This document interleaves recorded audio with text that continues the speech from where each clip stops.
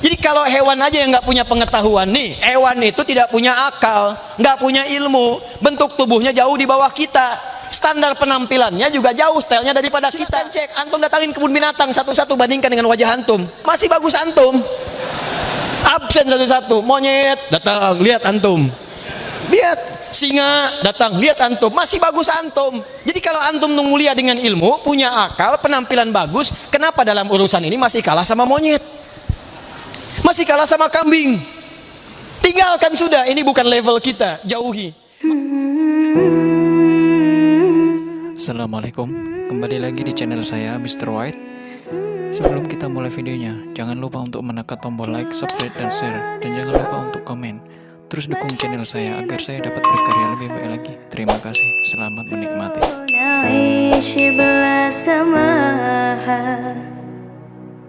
وانت عايزنا بحب لو تضيق الأرض نسكن كالجل. Jadi kalau hewan aja yang nggak punya pengetahuan nih, hewan itu tidak punya akal, nggak punya ilmu, bentuk tubuhnya jauh di bawah kita, standar penampilannya juga jauh stylenya daripada kita. Silakan cek, antum datangin kebun binatang satu-satu, bandingkan dengan wajah antum, masih bagus antum. Absen satu-satu, monyet datang, lihat antum, lihat singa datang, lihat antum, masih bagus antum. Jadi kalau antum mulia dengan ilmu, punya akal, penampilan bagus, kenapa dalam urusan ini masih kalah sama monyet? Masih kalah sama kambing? Tinggalkan sudah, ini bukan level kita, jauhi. Makanya kebiasaan manusia dengan hewan itu beda. Silakan cek, kuda keliling Bengkulu nggak pakai celana, bangga aja.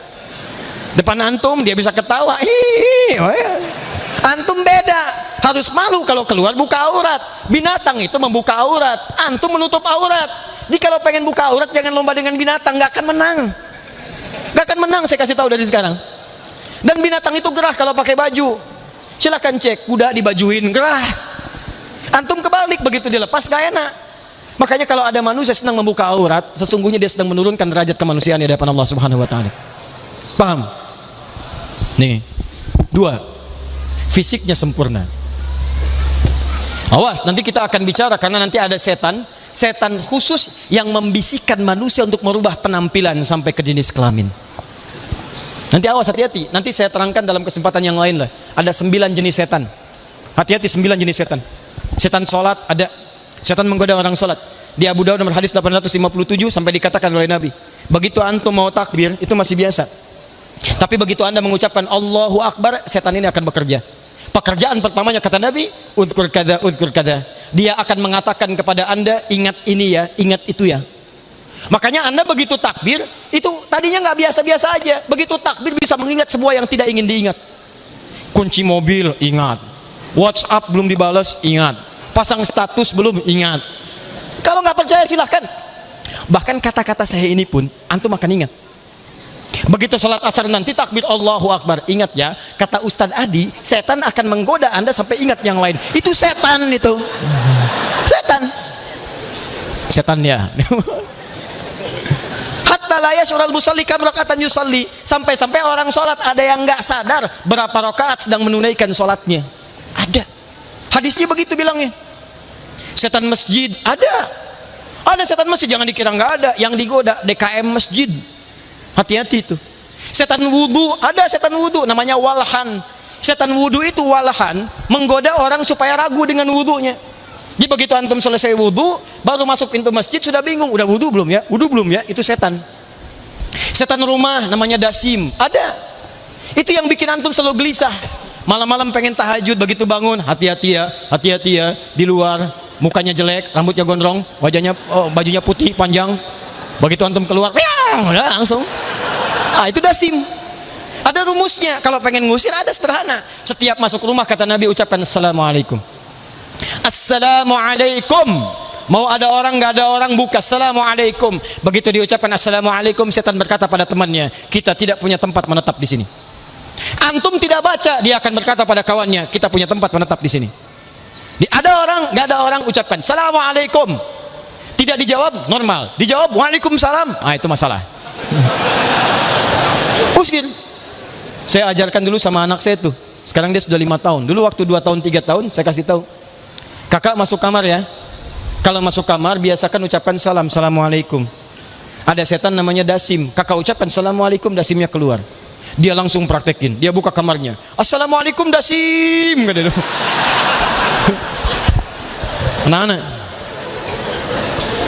Nah, nanti ada setan khusus nanti di Quran surah ke-4 An-Nisa ayat 119 yang menggoda manusia untuk merubah bentuk tubuhnya sampai merubah bentuk tubuh binatang.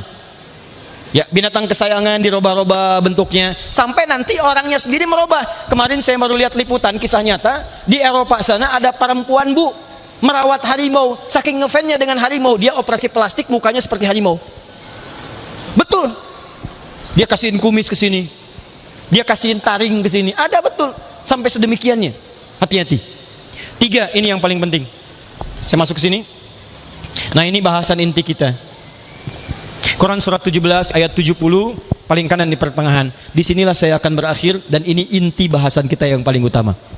Ingat, lihat sini. Kita disebut mulia oleh Al-Quran karena punya apa pertama?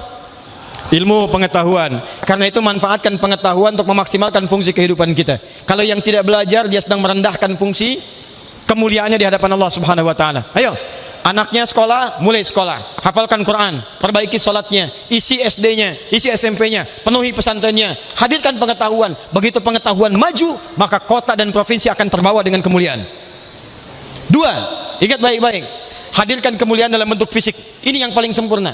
Di bagaimanapun penampilannya, percaya diri, hadirkan kemuliaan. Ini yang paling indah, ini yang mulia. Saya mulia di hadapan Allah, jangan rubah status saya sebagai manusia yang mulia dengan tampilan fisik.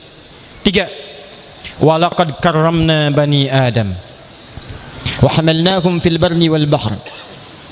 Awas, hati-hati. Kami sungguh telah muliakan semua anak cucu Adam.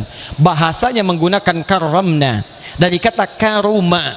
Karuma itu kalau dilekatkan pada pemiliknya menjadi karim. Karim tidak pernah disebutkan dalam bahasa Arab kecuali menunjukkan kemuliaan perilaku, akhlak. Akhlak, adab, moral. Nih manusia nih, mulia dengan ilmunya, mulia dengan penampilan fisiknya, dan mulia dengan akhlaknya. Awas, hati-hati.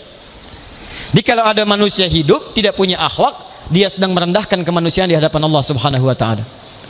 Karena itu ketika Allah menyebutkan fungsi tubuh kita, tadi kan baru disebutkan mata mulia, telinga mulia, lisan mulia, sampai kaki mulia.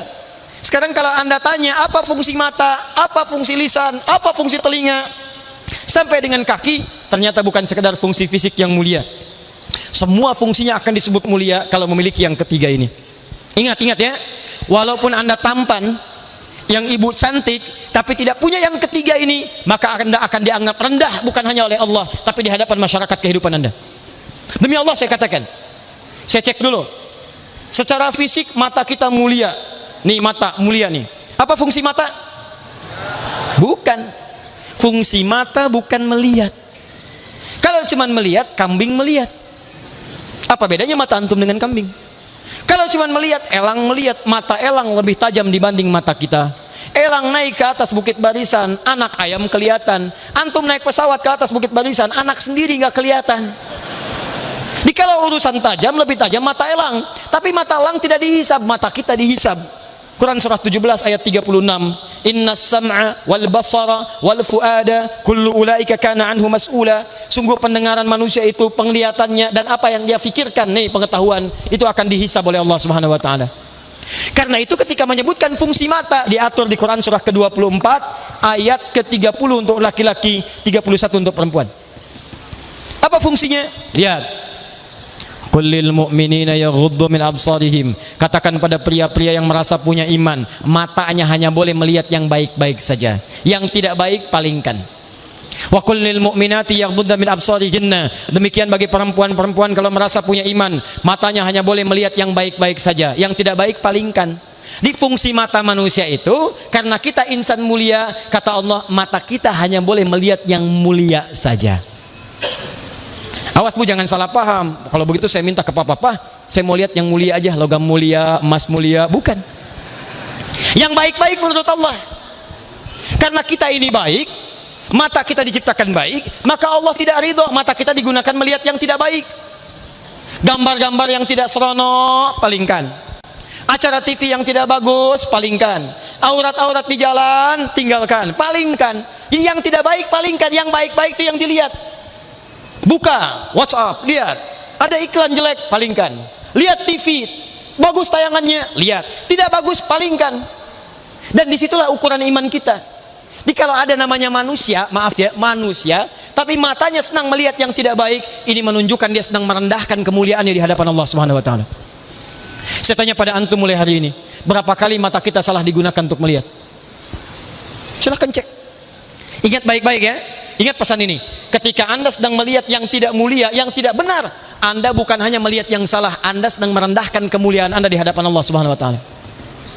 Seakan-akan dikatakan begini, hei, saya ini ciptakan mata kamu mulia, kenapa kamu bikin rendah? Kamu sedang merendahkan status kamu di hadapan saya. Makanya orang-orang baik itu kalau ingin mengukur matanya baik atau tidak, dia akan cepat menghindar dari hal yang tidak baik. Begitu jalan, ada terbuka gambar yang tidak bagus, dia palingkan. Ini nggak benar, nggak mulia. Bahkan lisannya disebut di Quran surah 3 ayat 133, bisa cepat istighfar. Wasari'u ila maghfirah, astagfirullah. Dia lihat TV begini, channelnya nggak bagus, iklan nggak bagus, dia ganti, astagfirullah, salah. Tapi antara istighfar, astagfirullah dengan melihat cepat. Ini bukan astagfirullah tapi masih dilihat, astagfirullah. Astagfirullah. Nah, benar ini. Astagfirullah. Sampai habis. Ah, itu bukan mulia namanya. Lisan, apa fungsi lisan? Apa fungsi lisan? Berkata yang baik-baik. Turun kalimat Nabi, man kana yu'minu billahi wal yaumil akhir falyakul khairan aw liyasmut. Siapa yang merasa beriman pada Allah dan hari akhir, cukup katakan yang baik-baik. Kalau nggak bisa diam. Di fungsi lisan manusia itu cuma dua. Kalau bukan berkata yang baik, itu diam. Jadi kalau nggak bisa berkata yang baik, diam aja. Makanya muncul peribahasa, diam itu emas. Ketika tidak bisa bicara yang baik.